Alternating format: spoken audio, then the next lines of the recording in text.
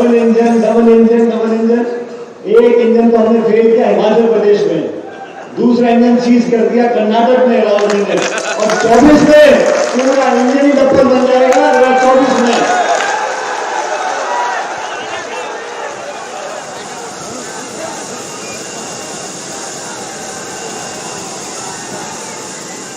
चुनावी यात्रा पे है सचिन पायलट के साथ।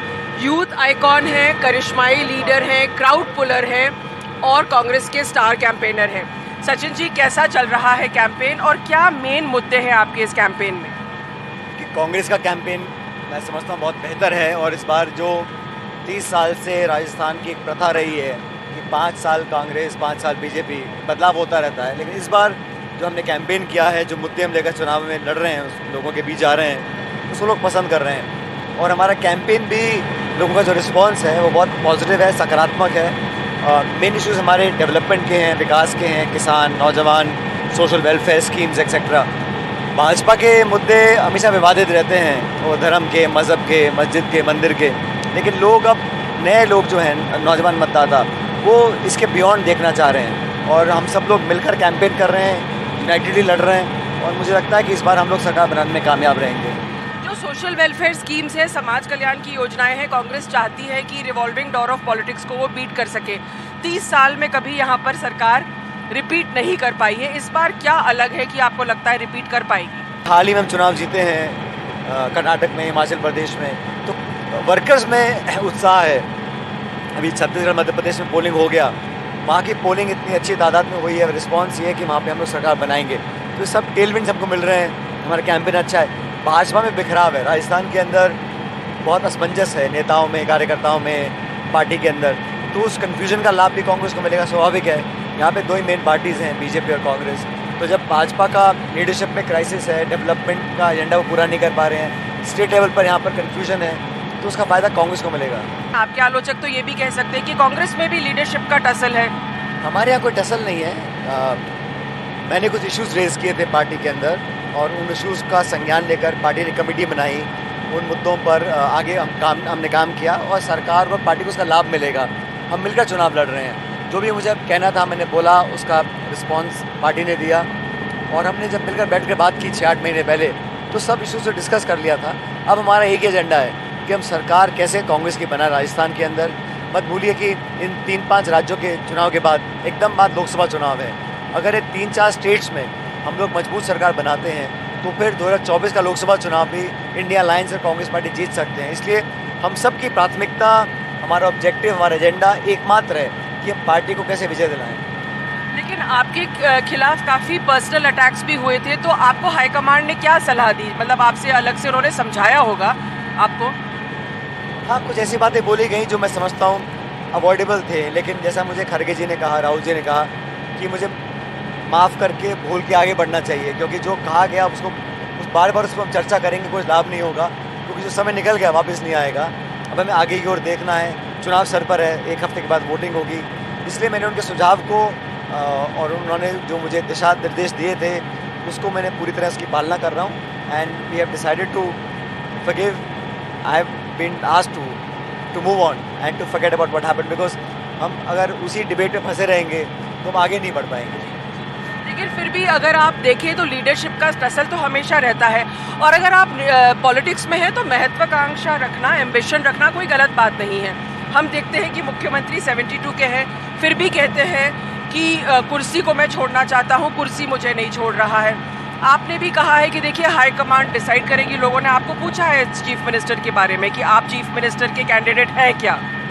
देखिए, कहने से कोई कैंडिडेट नहीं बनता है, और एक पार्लियामेंट्री डेमोक्रेसी का यही होता है कि आप चुनाव जीतें, जो मेंबर्स जीत कर आएंगे विधायक, वो तय करते हैं, और फिर लीडरशिप पार्टी क्यों तय करती है। 2018 में मैं कांग्रेस का प्रेसिडेंट था, हम 13 में हारे थे चुनाव, हम सिर्फ 21 MLA रह गए थे 200 में से। उस समय मुझे पार्टी की कमान मिली थी। 5 साल काम करने के बाद हमने सीटों का इजाफा किया, 5 गुना सरकार बनाई। हम अध्यक्ष थे, मैं अध्यक्ष था। हमने एक लाइन का प्रस्ताव पारित किया कि जो भी हम कांग्रेस प्रेसिडेंट कहेंगे वो हमको एक्सेप्टेबल होगा। वही हुआ, और 23 में वही है। हम जब एक बार चुनाव जीत जाएंगे, हम सब अपनी बात रखेंगे, ऑथराइज़ करेंगे पार्टी लीडरशिप को, और कांग्रेस का नेतृत्व तय करेगा किसको क्या जिम्मेदारी देनी है।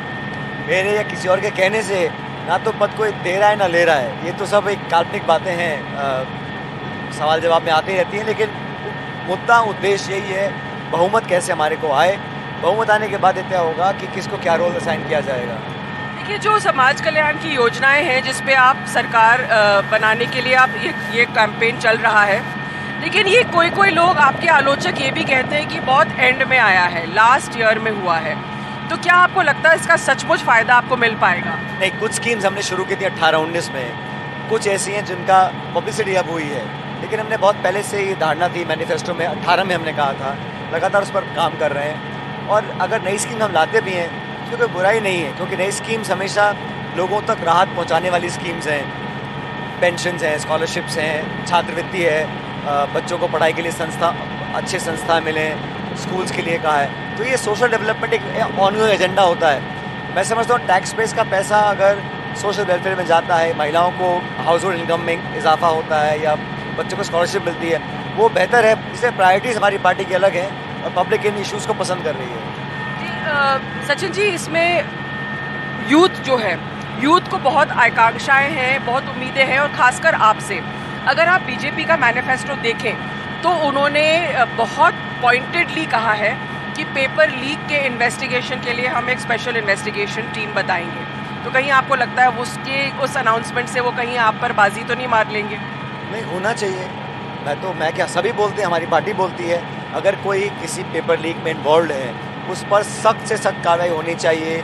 नौजवानों के भविष्य से खिलवाड़ करने का अधिकार किसी को नहीं है, किसी पार्टी का हो, नेता हो, कार्यकर्ता हो, अधिकारी हो, और अगर कोई पकड़ा जाए तो कार्रवाई होनी चाहिए। जब मैंने इशू उठाया था तो अखिल भारतीय कांग्रेस कमेटी लीडरशिप कांग्रेस दिल्ली ने सरकार को बोल के कानून बनवाया।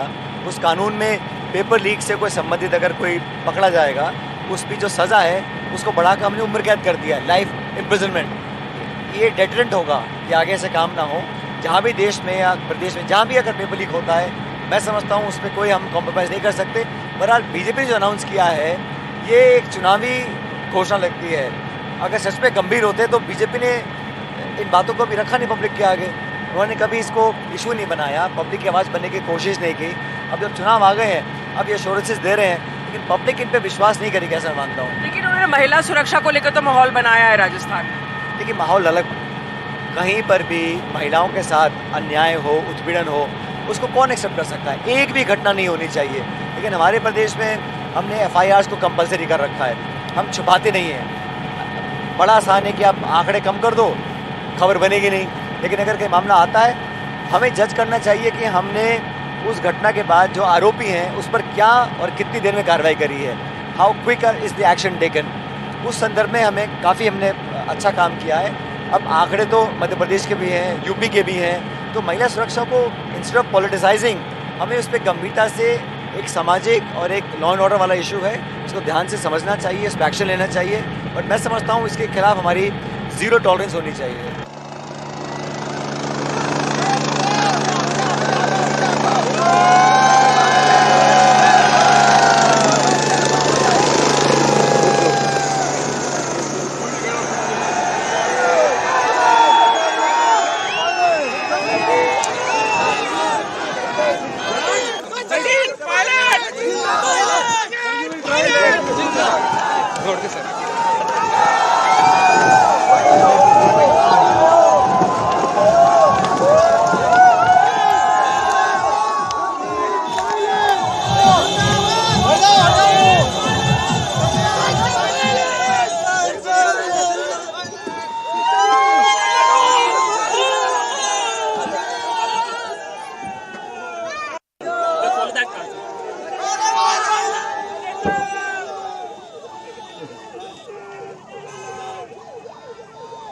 सचिन पायलट एक लोकप्रिय राजनेता है, उसमें कोई शक नहीं। जहां भी वो जाते हैं बड़ी तादाद में लोग उनको देखने आते हैं, उनसे हाथ मिलाने के लिए उत्सुक रहते हैं, उनके नारे गूंजते हैं। लेकिन राजनीति में सिर्फ लोकप्रियता ही नहीं, राजनीतिक नसीब भी कुछ होता है। और सचिन पायलट 2 बार मुख्यमंत्री बनते बनते चूक गए। इस बार भी काफी चुनौतियां हैं कांग्रेस के सामने। भले ही सचिन पायलट और अशोक गहलोत चुनाव एक साथ लड़ रहे हों, लेकिन कभी भी राजस्थान में पार्टी रिपीट नहीं कर पाई है और जातिगत समीकरण बिठाना जरूरी होगा। समाज कल्याण की योजनाएं तो है ही, लेकिन इन सब चुनौतियों को का सामना करते हुए कांग्रेस को अगर जिताना है तो काफी मुश्किल रहा है राजस्थान में 2023 कांग्रेस के लिए। सम्मान्य सचिन पायलट साहब का स्वागत और अभिनंदन। सबसे मिलकर सबसे आभार। एक बार पायलट साहब का अभिनंदन के लिए दोनों हाथ आपके अभिनंदन स्वागत में विद्यालय भाई साहब से निवेदन करूंगा। विद्यालय भाई साहब बजाय मंच पर और पायलट साहब के साथ अभिनंदन स्वागत आपके साथ में आज सचिन पायलट जिंदाबाद सिंह।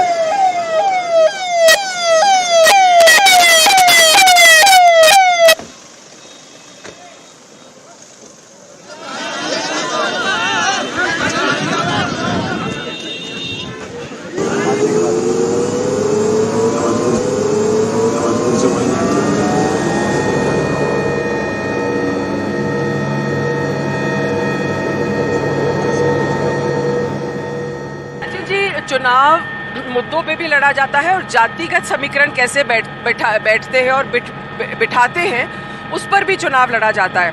अब पिछली बार बीजेपी ने 9 गुर्जर कैंडिडेट्स को खड़ा किया था, एक भी नहीं जीता।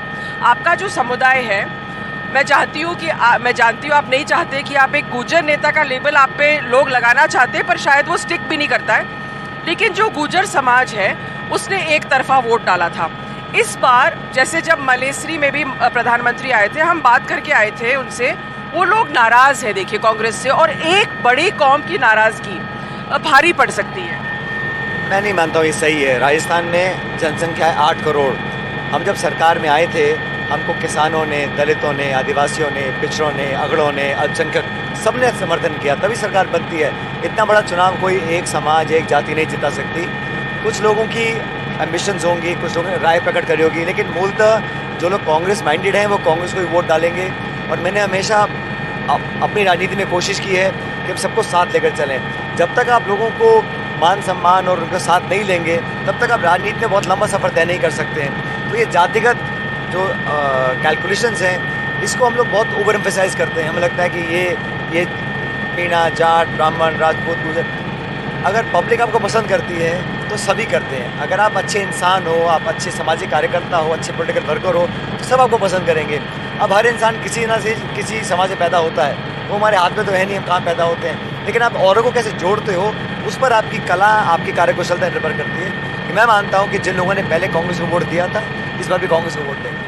आपका स्टाइल ऑफ कैंपेनिंग क्या है? क्या आपका बहुत लोगों से एक 1-to-1 जुड़ाव है? क्योंकि हम देखते हैं कि जहाँ पे भी आप सभा करने जाते हो तो लोगों का बहुत क्रेज़ होता है, आपके सोशल मीडिया पे भी बहुत फॉलोअर्स हैं। तो क्या वो ज़मीनी तौर से जुड़े रहने के लिए, या आपने जो 5 साल प्रदेश अध्यक्ष के रूप में किए थे उससे ये है लगाव लोगों का आपसे?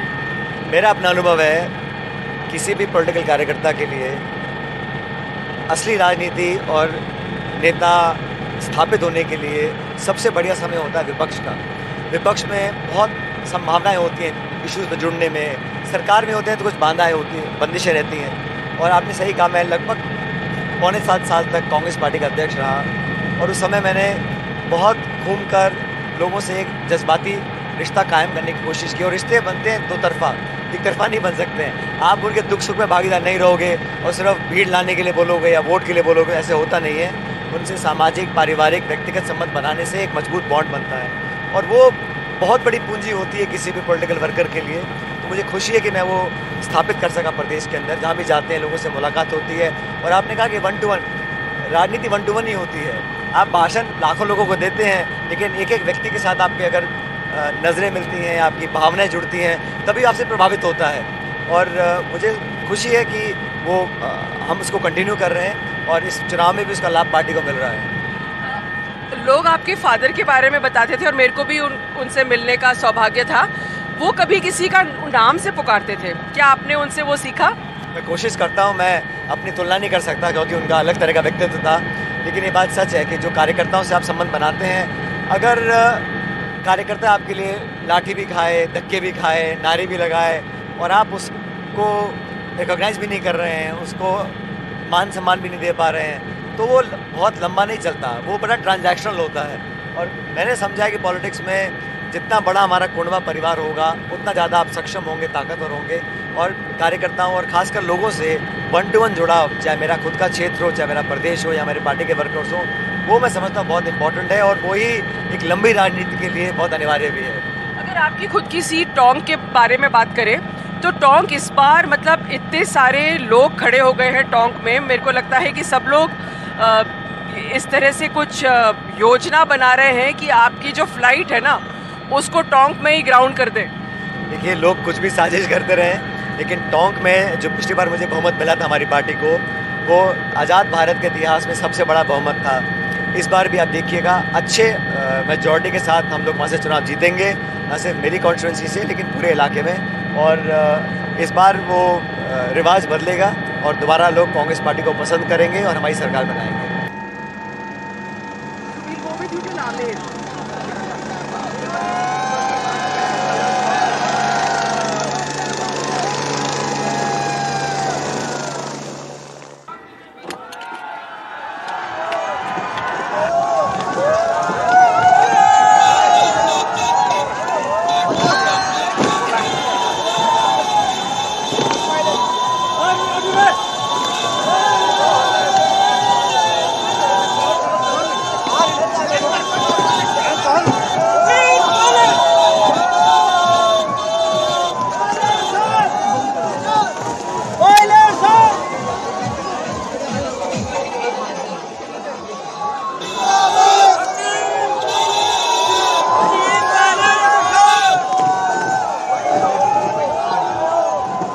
राजेश जी यादव जिला पार्षद, रामेश्वर जी यादव सरपंच साहब, दशरथ जी यादव, रोशन जी सैनी,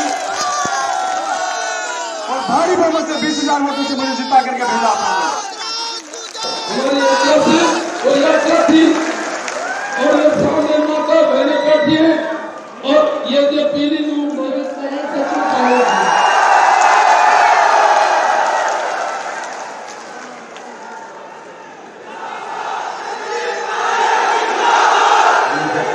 तीन मापदंड होने चाहिए: नीति, नियत और नेतृत्व। और तीनों मापदंडों में कांग्रेस की नीति बेहतर, कांग्रेस की नियत बेहतर और कांग्रेस के नेता बेहतर, ये पूरा देश जानता है, पूरा प्रदेश जानता है। किसान, नौजवान अग्रिम पंक्ति में रहे हैं, हम सबको साथ लेकर चले, जाति, बिरादरी, धर्म से ऊपर उठकर हम लोगों ने कांग्रेस को, जो हमारी पुरानी विचारधारा है, 130 साल पुरानी पार्टी है, सबको साथ रखा है। और मैं आपको आश्वासन देता हूं, हम सब लोग एक छोटा मोटा यहाँ टीका टाकी करते रहते हैं, लेकिन मिलजुल कर लड़ेंगे और 25 तारीख को हाथ के निशान में बटन दबाकर भारी बहुमत से कांग्रेस को जिताएंगे।